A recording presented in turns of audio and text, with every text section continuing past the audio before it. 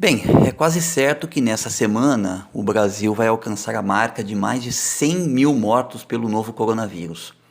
Esse número representa um verdadeiro genocídio do Estado brasileiro, hoje comandado pelo governo Bolsonaro, contra o nosso povo. E esse número de mortes foi alcançado porque Bolsonaro, valendo-se da posição privilegiada que o cargo de presidente lhe confere, venceu a queda de braço que ele mantinha contra prefeitos e governadores, que inicialmente adotaram uma política de distanciamento social com a suspensão de atividades econômicas para impedir a propagação do vírus. Prefeitos e governadores, porém, cederam diante das pressões do governo federal e de setores empresariais capitalistas dos seus municípios e estados que pressionam por uma abertura. E esses setores fazem isso porque não são eles, mas seus trabalhadores, que correrão o risco de se contaminar ao terem de usar transporte público para se deslocar da casa ao trabalho. Outro motivo também que faz esses prefeitos e governadores decidirem por voltar às atividades econômicas é fruto de uma razão muito simples. Sem atividade econômica não tem arrecadação fiscal. E aqui também tem a responsabilidade do governo federal, que poderia garantir, através do socorro financeiro suficiente às prefeituras e governos do estado, as medidas de isolamento com o fechamento da economia. Porém, o governo não fez essa opção. Não fez essa opção porque fazê-la significaria, para o capital financeiro e os rentistas, esse bando de parasitas que acumulam capital controlando a dívida pública brasileira, que a política fiscal teria que ser afrouxada, o que eles não admitiram, mesmo diante de um cenário de catástrofe social, como está sendo o caso da pandemia do coronavírus. Diante desse cenário, o que temos visto, então, são prefeitos e governadores defenderem o que eles chamam de uma retomada gradual e segura das atividades. Na nossa opinião, isso é um nome mais bonitinho para dar uma aparência de preocupação com a saúde pública. E aí inventam protocolos supostamente seguros e alguns até anunciam a volta às aulas. Tudo para dar a impressão de que as coisas estão voltando ao normal, mas na verdade não estão. Nós já temos experiência suficiente aqui mesmo no Brasil, nos poucos meses em que essa pandemia está nos atingindo, de que essa retomada segura e gradual trouxe uma explosão no número de contaminados e de mortos. Uma coisa que a gente precisa entender é que essa política genocida do Bolsonaro, dos prefeitos e dos governadores, de certo modo, ela é coerente com a agenda de reformas que eles querem fazer para o Brasil. Essa agenda de reformas, que eles dizem que é para deixar o Brasil mais competitivo, para o Brasil crescer e atrair investimentos, na verdade serve para garantir numa ponta da sociedade, naquela ponta onde vivem os ricos e grandes capitalistas, uma acumulação cada vez maior de capital e de riqueza, enquanto que na outra ponta o que sobra são as migalhas do auxílio emergencial e o desespero de quem perdeu o emprego e não sabe como fará para sobreviver. E infelizmente esses grandes magnatas capitalistas estão conseguindo isso.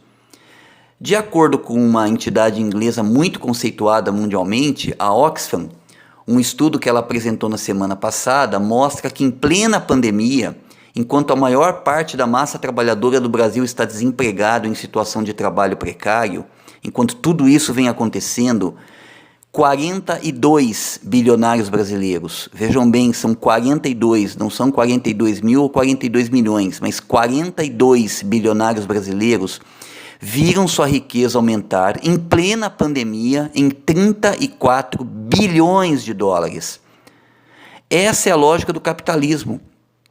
A acumulação de capital numa ponta só é possível se os direitos sociais e trabalhistas forem devastados, como aconteceu aqui no Brasil.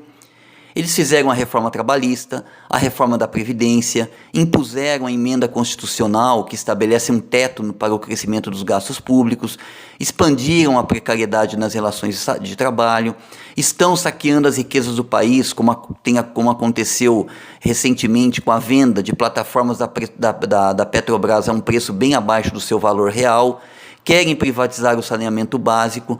Tudo isso para continuarem acumulando mais e mais e mais e mais capitais. Aí nosso ouvinte pode se perguntar, mas o que isso tem a ver com a pandemia e a reabertura das atividades como quer o presidente, os prefeitos e governadores? Olha só, vamos aqui acompanhar o nosso raciocínio que é importante. Esse programa de reformas, que essa gente toda no Congresso, no governo federal vem falando, no fundo, o que ela quer dizer ao povo é o seguinte: acabou qualquer ideia de pacto social. E o que é um pacto social? Seria o reconhecimento por parte do Estado e mesmo desses grupos empresariais capitalistas, muito a contragosto, de que aos trabalhadores e trabalhadoras seria preciso reconhecer que eles têm alguns direitos, de que é preciso, ainda que de maneira muito limitada, dividir uma parte da riqueza social para se criar algum tipo de serviço de proteção social para atender essas massas trabalhadoras, como saúde e educação, por exemplo, ou a garantia de alguns direitos trabalhistas. O que tem se colocado hoje é uma política de total descompromisso do Estado e da classe dominante com a vida de milhões de pessoas que formam a massa trabalhadora no nosso país. É nesse sentido que a gente aqui coloca que para eles acabou essa ideia de pacto social. Não existe mais essa ideia de pacto social para eles. Nesse sentido, desde o golpe de 2016, o que temos visto diante de um cenário em que as condições de vida e de trabalho pioram a cada dia, é a classe dominante brasileira decretar que agora é cada um por si.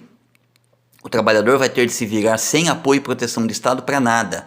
Vai ter de trabalhar muito e em condições cada vez mais precárias, como fazem hoje os trabalhadores de aplicativos, que pedalam suas bicicletas e pilotam suas motos o dia inteiro para ganhar uma merreca no final do mês. Tudo isso encoberto com um nome pomposo de empreendedorismo, que não passa de um jeito de mascarar relações de trabalho precárias, em que o trabalhador e a trabalhadora se iludem de que são patrões de si mesmos, quando na verdade são explorados brutalmente pelas empresas que comandam os aplicativos. Esse cenário todo de precarização, de exploração sem limites, de milhões de pessoas lançadas ao léu sem nenhum tipo de proteção social, é onde se cria o ambiente para, diante da pandemia, o Estado brasileiro, através do governo Bolsonaro e dos prefeitos e governadores, defenderem essa tal de reforma gradual e segura das atividades. É por essa visão extremista de que o Estado só deve proteger os interesses dos grandes donos do capital e deixar a massa do povo contar só com si mesma, que o Bolsonaro apresenta suas soluções mágicas, o chamado isolamento vertical e agora a tal da cloroquina, em que ele vem insistindo que é um santo remédio para curar os enfermos da Covid, quando na verdade já existem estudos que provam a ineficácia desse medicamento para tratar essa doença. Do mesmo modo, esse descompromisso e essa despreocupação com a saúde e com a segurança do povo, Bolsonaro também demonstrou quando ele disse que os idosos têm que ser, a preocupação com a saúde dos idosos tem que ser uma preocupação das famílias e não do Estado. Ou quando ele diz, por exemplo, que algumas pessoas vão morrer, é a vida, vamos tocar o barco, o que nós podemos fazer? A vida é assim mesmo. Então toda essa política do Bolsonaro e dos prefeitos e governadores que falam agora em retomada gradual, ela é um reflexo desse rompimento do pacto social que a classe dominante fez com as massas trabalhadoras do país, onde não há mais, por parte dessa classe dominante, qualquer tipo de preocupação em garantir um mínimo de reconhecimento de direitos, de construção de uma rede de proteção social básica, ainda que precária, como a gente sabe que é o sistema de saúde no Brasil, como sempre foi, ainda que o SUS tenha trazido algumas poucas melhoras. Nós, o povo brasileiro, estamos vivendo realmente uma situação bem terrível. O Estado brasileiro, como a gente tem demonstrado aqui, ele tem praticado uma política, seja na garantia de direitos trabalhistas e sociais, seja na maneira de encarar a pandemia, de absoluto desprezo com os interesses do povo. O Estado brasileiro, para garantir que a acumulação de capital continue acontecendo numa ponta bem pequena da sociedade, declarou uma guerra ao povo trabalhador do nosso país. Realmente é um cenário difícil, mas temos como sair dele, se a gente se organizar para lutar por um outro país, para refundar praticamente o Brasil sobre novas bases, em condições em que o nosso povo seja redimido de 520 anos de exploração, precariedade e humilhação. Bem, eu acho que é isso. Uma boa semana a todos e até a próxima.